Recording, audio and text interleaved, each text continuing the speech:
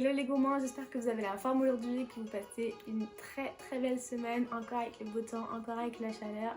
Aujourd'hui on va faire des gyoza, c'est les petits raviolis que je raffole dans les restaurants asiatiques, qu'on retrouve souvent en entrée, surtout dans les restaurants japonais.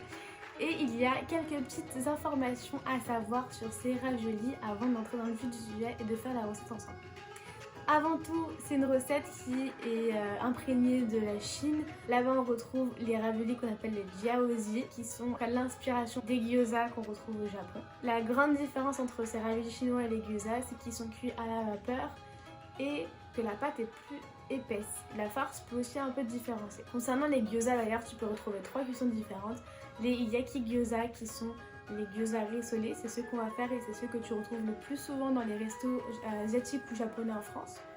Les sui gyoza qui sont la version vapeur et les aje gyoza qui sont la version totalement frite. Et pour la petite histoire, d'où ça vient les gyoza, donc tu l'as compris, de l'empreinte chinoise, mais à quelle époque? On est dans les années 1930. C'est un moment assez intéressant entre la Chine et le Japon.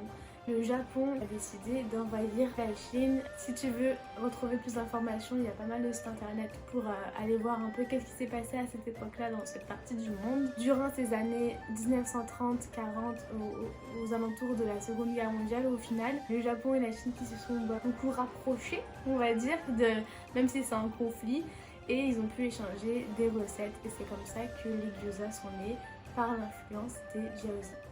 Et c'est parti, on enchaîne avec la recette tout de suite. Sache que la pâte à gyoza, je l'ai achetée surgelée. Tu peux la trouver, je pense, aussi fraîche ou la faire toi-même. C'est pas une pâte du tout compliquée. J'avais simplement envie de l'acheter parce que c'est pratique, c'est pas cher. Je te mets la recette de la pâte dans la barre d'infos pour que tu puisses toi aussi la faire. Comme tu le vois, le plat de gyoza, ce n'est pas un plat aussi vieux que les mooncakes. Si tu as vu la dernière vidéo que j'ai postée samedi dernier, je te laisse aussi avec la prochaine vidéo qui sortira samedi prochain. Ce sera les ban bao. Donc on va un peu plus au Vietnam. On change de pays pour savourer ces grosses brioches blanches. Je te mets les photos juste à côté pour que tu puisses apprécier. Peut-être un peu bavé. Et on enchaîne tout de suite avec la recette des gyoza. C'est parti en cuisine avec Jessica. Hello les gourmands, alors on se retrouve aujourd'hui avec Jess pour nous faire des gyoza. Donc c'est les petits raviolis qu'on voit souvent, donc là on va les faire au porc. Donc pour ça on a besoin de porc, de l'ail, des feuilles de chou qu'on va mettre dans de l'eau pour qu'elles soient un peu plus tendres. On a de la ciboulette, là c'est de la fécule de tapioca, de l'huile de sésame, de la sauce soja salée et du gingembre. Et évidemment on a les pâtes à gyoza, donc là on les a achetées surgelées. On peut très bien les faire mais pour un gain de temps on les a déjà achetées. Donc c'est parti. Jess elle va commencer par émincer l'ail et moi je vais rassembler la plus grosse partie des ingrédients. Let's go. Et je prends juste les feuilles de chou. Donc on a 3 grandes feuilles de chou chinois qu'on met dans l'eau le temps qu'on prépare tout le reste en fait. Je prends le porc haché. Je vais y rajouter l'huile de sésame. Ensuite, sauce soja salée.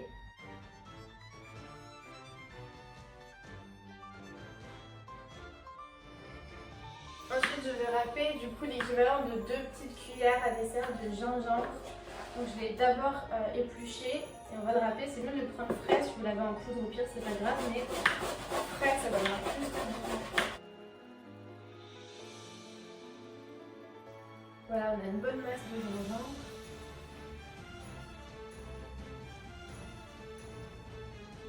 Ensuite, je rajoute la fécule de tapioca.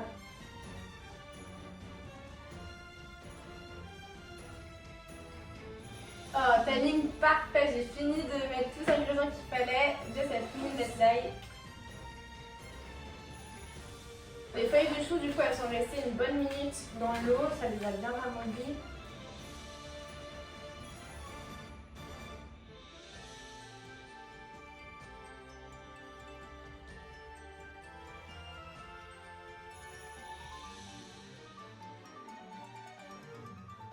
Voilà, donc on a fait des morceaux comme ça à peu près de chou.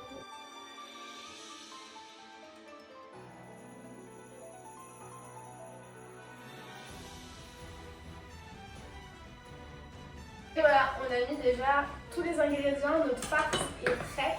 Maintenant on va libérer un peu l'espace et c'est parti pour faire du coup les raviolis, les gyoza bien fermés. Let's go! Du coup la farce est prête, on a un petit bol avec de l'eau dedans, je vais vous montrer après comment ça va nous servir. Et la pâte avec gyoza qui est ici. On prend un rond, donc l'avantage c'est qu'on les a achetés en rond exprès. On peut un peu les tirer si vous voulez, les agrandir un petit peu pour les craquer.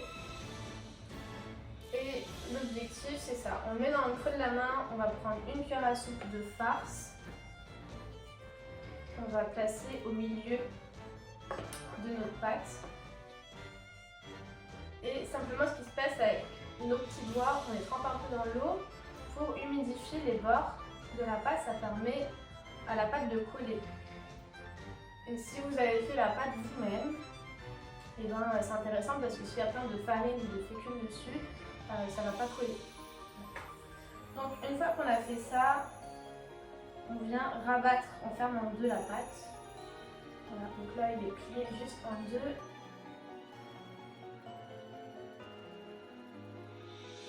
Ça sent la concentration de l'insouciance. Et une fois qu'il est plié comme ça, en pause, on peut faire un peu, on le reformer un peu. Et on va le mettre devant vous. Voilà, nos premiers petits boules. On continue, c'est parti.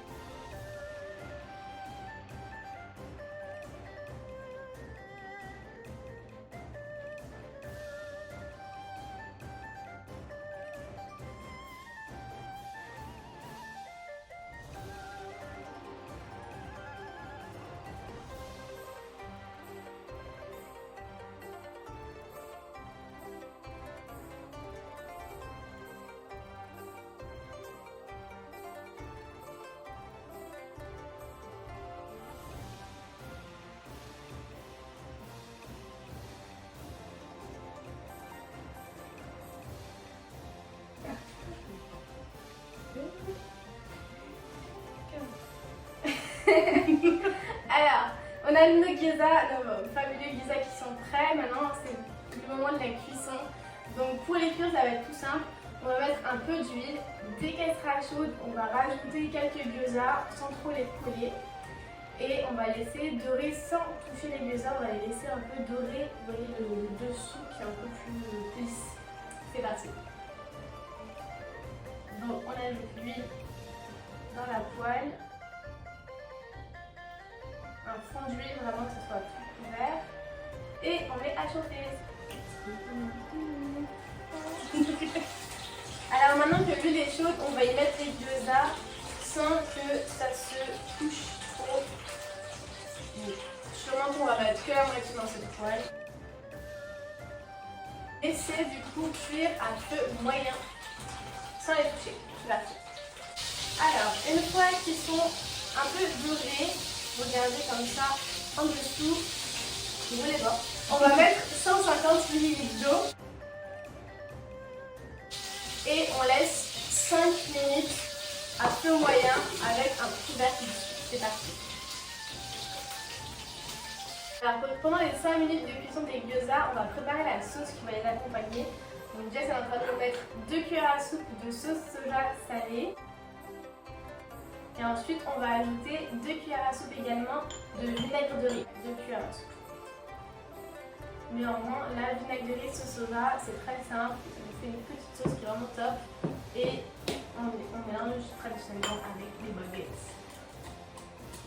Voilà. Et c'est prêt. Alors, les 5 minutes sont passées. Donc, on va enlever le couvercle. Attends, je peux le poser, ouais. Attention, c'est toujours très chaud les couvercles. Et là, en fait, vous voyez, il y a un peu d'eau encore qui crépite dedans. On va laisser toujours à feu moyen, laisser de l'eau s'évaporer et ce sera cuit. Alors, nos gyoza sont prêts, l'eau est évaporée, il reste juste un petit fond d'huile. Donc on va pouvoir dresser une jolie assiette. On a pris une petite assiette, on a mis un peu de salade de tomates et on va simplement prendre les gyoza et les coller dessus.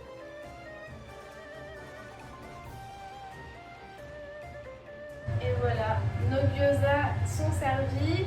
On a la sauce qui est là, les baguettes et la sauce. C'est parti, bon appétit!